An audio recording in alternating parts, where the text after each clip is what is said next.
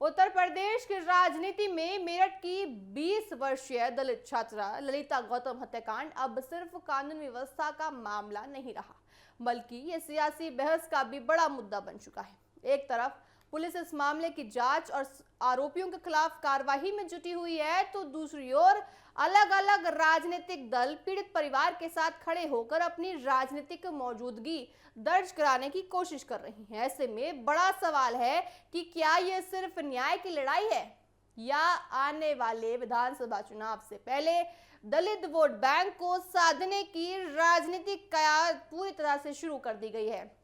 मेरठ की रहने वाली ललिता गौतम की हत्या के बाद पूरे प्रदेश में आक्रोश देखने को मिला। पुलिस ने मुख्य आरोपी को गिरफ्तार कर जेल भेज दिया और मामले की जांच जारी की। लेकिन जैसे जैसे ये मामला आगे बढ़ा, वैसे वैसे राजनीतिक गतिविधियां भी तेज होती नजर आ गई। सबसे पहले बहुजन समाज पार्टी की प्रमुख मायावती ने इस घटना को लेकर सरकार पर सवाल खड़े किए और दलित समाज के साथ न्याय की मांग की। इसके बाद भाजपा नेता संगीत सोम ने भी मायावती के बयान का समर्थन करते हुए दोषियों के खिलाफ सख्त कार्रवाई की बात कही। वहीं समाजवादी पार्टी भी इस मुद्दे पर सक्रिय नजर आई है।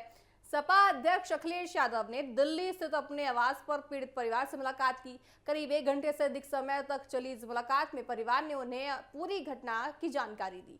मुलाकात के दौरान अखिलेश ने परिवार को आर्थिक सहायता के तौर पर भी लाख रुपए देने की बात कही और भरोसा दिलाया कि न्याय दिलाने की लड़ाई में वो समाजवादी पार्टी उनके साथ खड़ी है। साथ ही उन्होंने ये भी कहा कि यदि भविष्य में उनकी सरकार बनती है तो परिवार के एक सदस्य को नौकरी देने का प्रयास भी सरकार करेगी, यानी कि समाजवादी पार्टी करेगी। इस पूरे घटनाक्रम के बीच राजनीतिक विशेषज्ञों का ध्यान एक और पहलू पर गया। वो क्या था कि उत्तर प्रदेश की राजनीति में दलित वोट बैंक हमेशा से बेहद महत्वपूर्ण माना जाता है। राज्य में दलित मतदाता बड़ी संख्या में है और कई चुनावों में उनकी भूमिका निर्णायक मानी जाती है। यही कारण है कि जब भी दलित समाज से जुड़ा कोई भी बड़ा मामला सामने आता है, लगभग सभी प्रमुख राजनीतिक दल सक्रिय हो जाते हैं और पीड़ित परिवार तक पहुंचने की कोशिश करते हैं। बसपा प्रमुख मायावती ने अपने बयान में कहा है कि उनकी पार्टी दलितों के मुद्दों पर केवल राजनीतिक बयानबाजी नहीं करती, बल्कि उनके साथ अधिकारों और सम्मान की लड़ाई लड़ने में भी साथ खड़ी है। उन्होंने अन्य दलों पर निशाना साधते हुए कहा कि कुछ राजनीतिक दल केवल घटनाओं के बाद सहानुभूति दिखाने जाते हैं, जबकि बहुजन समाज पार्टी सामाजिक परिवर्तन और दलित समाज के वास्तविक पूरी तरह से उनके साथ खड़ी नजर आती है। विश्वास कहीं ना कहीं देखिए कहती है कि हम पिछड़े को दिलाना चाहते हैं। दूसरी ओर भाजपा भी इस मामले में कानून व्यवस्था और त्वरित कार्रवाई का संदेश देने की कोशिश कर रही है।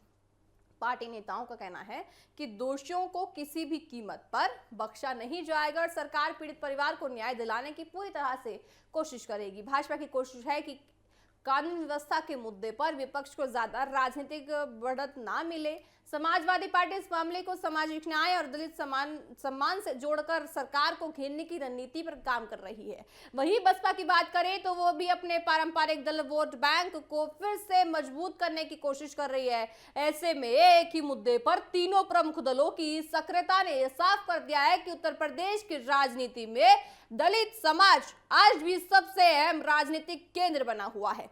हालांकि ये भी सच है कि विधानसभा चुनाव में अभी समय, लेकिन राजनीतिक दलों ने अपनी तैयारियां अभी से शुरू कर दी हैं।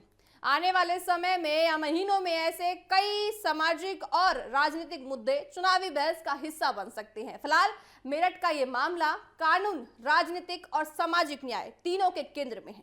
अब सभी की नजर इस बात पर है कि जांच किस दिशा में आगे बढ़ती है, पीड़ित परिवार को कितना न्याय मिलता है और राजनीतिक दल इस मुद्दे को आगे किस दिशा में उठाते हैं, क्योंकि उत्तर प्रदेश की राजनीति में कई बार ऐसे घटनाक्रम केवल एक आपराधिक मामले तक सीमित नहीं रहते, बल्कि चुनावी रणनीति और सामाजिक समीकरणों का भी महत्वपूर्ण हिस्सा बन जाते हैं।